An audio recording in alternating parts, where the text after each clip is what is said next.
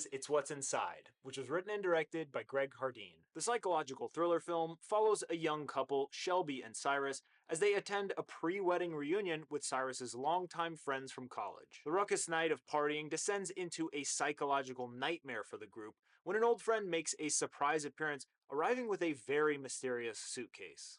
When the friends ultimately open the suitcase and reveal what's inside, what starts as a fascinating, shocking, and wildly fun game turns into a chaotic, horrifying evening that begins to tear the group apart. This movie was released all the way back in October of 2024, and likely because it went straight to Netflix, I really didn't hear anything about it.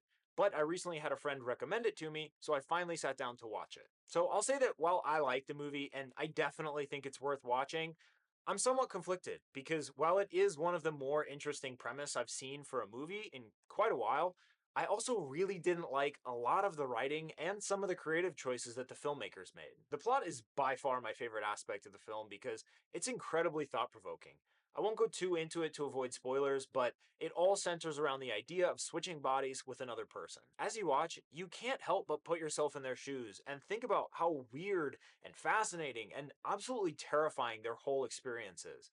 Again, I can't really say enough about how awesome I thought the plot was. There are also some amazing twists and turns that take the movie in a completely different direction than I anticipated, which I really appreciated because it opened up a whole new slew of questions and dilemmas that you can't help but contemplate as you watch the film. The actors did a good job overall playing these caricatures of young people that were written for them, and given the whole body switching aspect, the actors each had to play multiple roles, which I thought they did an impressive job of. What I'll say I really didn't care for was the way that a lot of the characters were written and a good chunk of the dialogue. The characters were all very over the top and absurd, which I don't think is bad in and of itself, but it does make it harder and harder to actually relate to the characters and see their perspectives and points of view, and I think that's actually very important in this movie specifically. I also didn't love the way it started or the way it ended.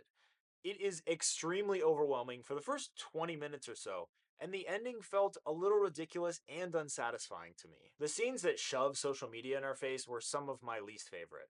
I know that that was intentional to make us feel anxious and neurotic just like those apps do to the main characters, but it was just a bit too much for me. There was obviously a very clear intention to make the beginning feel extremely chaotic and overwhelming, but it was so chaotic and overwhelming that I actually kind of started to lose interest. But as I mentioned earlier, I found the plot and premise to be so captivating that it is completely worth watching despite the shortcomings I felt it had. I also think there are probably a lot of people out there that might like some of the stylistic choices that I didn't really care for. So take what I said with a grain of salt, give this one a watch, and see what you think. Even though there are parts that I didn't love, this is an original film that is absolutely worth watching.